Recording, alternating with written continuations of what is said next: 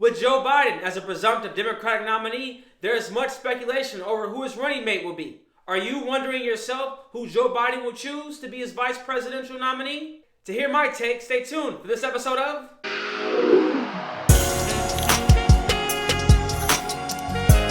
Amidst much speculation these past few weeks over who Joe Biden would choose as his running mate for the vice presidential nominee, I doubt we will have a decisive decision before the summer. There has been a list of 12 or so names floating around, but I've limited the list to 5 notable choices, ranking from the least likely to the most likely to become Joe Biden's running mate. Starting with number 5, we have Stacey Abrams. Miss Abrams, a politician from Georgia, gained much national prominence after losing the 2018 Georgia gubernatorial election to Republican Brian Kemp.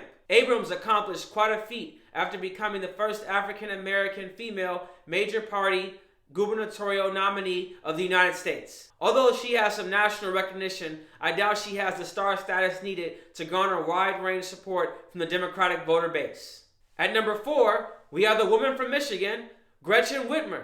Whitmer recently reached national prominence with her handling of the COVID-19 pandemic as governor of the Great Lakes state. She has also been a huge critic of the Trump administration for what she sees as an ill-prepared response to the current pandemic. Despite this recent stardom, she does not fit the bill for a vice presidential nominee, as we can't gauge her effectiveness to excite Democratic donors to assist with the cost of the upcoming election. Furthermore, neither of these two prospects have held federal office. Holding federal office is not a prerequisite to becoming a vice presidential nominee. Despite this fact that neither of these two women have ever held federal office not being a valid argument, considering President Trump's lack of federal experience prior to his presidency, it still could be a precursor for Biden's decision. Next on the list, at number 3, we have Elizabeth Pocahontas Warren. Despite Warren being a national name for some time now, her performance during the 2020 primary was lackluster at best, considering how she never came in higher than 3rd place in any of the primary races. Interestingly enough, she didn't even win her home state of Massachusetts. One has to question her performance, especially considering her fundraising capabilities closely resembled that of Joe Biden and Bernie Sanders in the tune of $60 million. In my opinion, Warren has an authenticity issue relating to her reasoning for listing herself as an American Indian and her questionable rags to riches story. Furthermore, she is too progressive and is at odds with Biden's vision for the country. Additionally, Wall Street will also have an issue with her public stance on regulatory measures for the financial industry. Thus, she's out of the picture too. Coming in at a close second is Amy Klobuchar, a senator from Minnesota. She's popular in her home state and won her 3rd term in 2018 by a 24-point lead margin.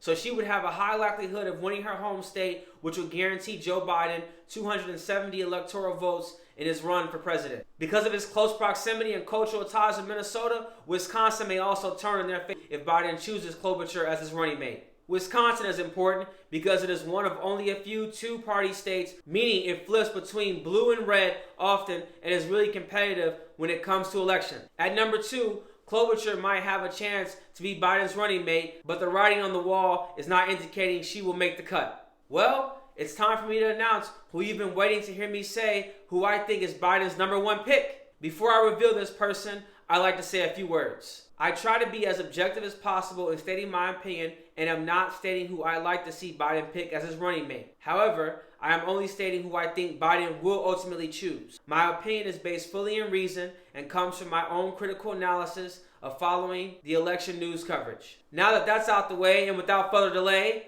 let's move on with the number 1 pick. For Biden's number 1 pick, I have none other than, you guessed it, America's favorite aunt, or as SNL puts it, Funt, we have Kamala Harris. The font is back, baby. America's fun aunt. It's a known fact that the black vote is crucial to the success of modern-day Democrats.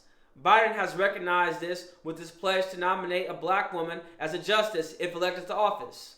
Furthermore, a victory to the White House won't be possible for Biden without strong black turnout. As a matter of fact, many political pundits contribute Biden's strong performance in the 2020 primary to the intense and energized turnout of the black vote as they stand behind Barack Obama's former vice president. Choosing Harris as his running mate would be a great gesture of appreciation to the black community for their strong support of Biden. Joe Biden has said he wants to choose a running mate with similar ideas on where to take the country, and he also wants someone who is authentic in nature. Harris is a political centrist who is authentic in her approach to politics and shares similar beliefs on where to take the country. Although she doesn't attract young liberals, a Sanders endorsement might persuade his voter base towards this ticket and against President Trump. Furthermore, Harris has won over donors and has proven to attract more money than any other woman in the running to become Joe Biden's running mate, other than Elizabeth Warren, of course, who I've discounted for other valid reasons. Another notable move that is rising speculation of an increasing probability of her becoming Biden's running mate is a recent fundraising operation with the DNC. This joint fundraising venture allows contributors to give a maximum of $357,800, with $2,800 going to retire Harris's presidential campaign debts and the rest going to the national party.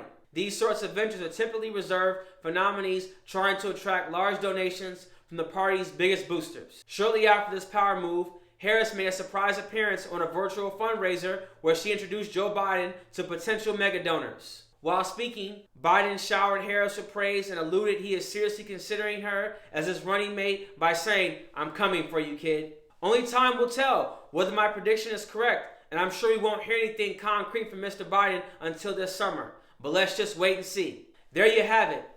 The top 5 most likely women Biden will choose as his running mate for vice president in this year's election. Thank you for watching, and please remember to comment, like, and subscribe. Free your mind, and remember, free the voters.